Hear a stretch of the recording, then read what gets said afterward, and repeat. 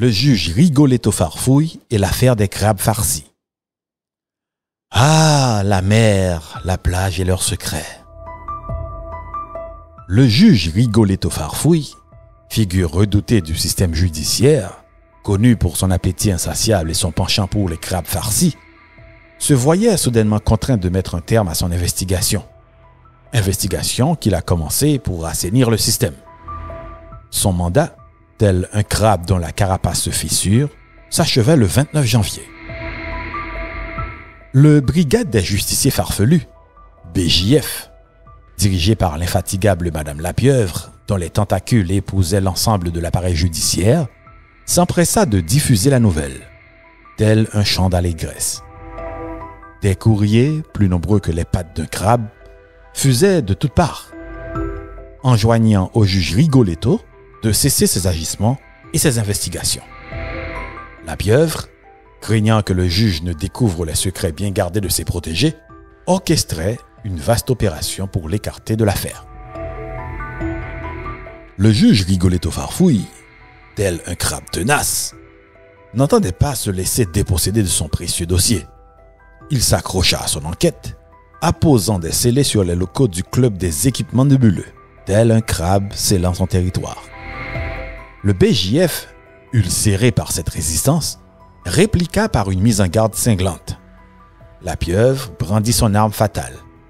Une lettre au chef de la police ordonnant de ne plus assigner des policiers à ce magistrat rebelle. Le juge Rigoletto Farfouille, accusé et humilié, se vit contraint de battre en retraite.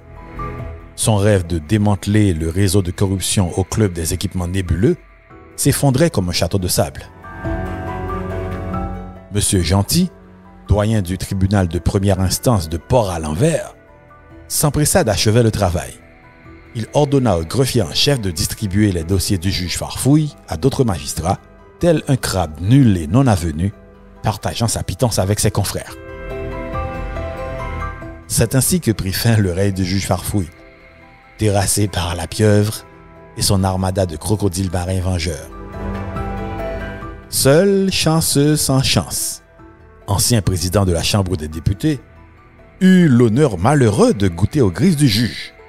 Les autres, surtout ceux du bassin du nord de la rivière provenant de l'Orient, tels de crabes rusés, s'échappèrent, invoquant des vices de procédure. Le juge Rigoletto Farfouille, amer et déçu, se retira dans sa maison de campagne, où il se consola en savourant au moins les miroitements des crabes farcis, mijotés selon sa recette secrète.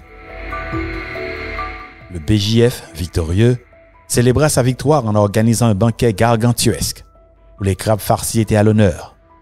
La pieuvre, radieuse, trônait au centre de la table, savourant chaque bouchée avec une satisfaction gourmande. Ainsi s'acheva la farce judiciaire du juge Farfouille. Une histoire où la corruption et l'appétit pour les crabes farcis se mêlaient dans une danse grotesque et mal chorégraphiée.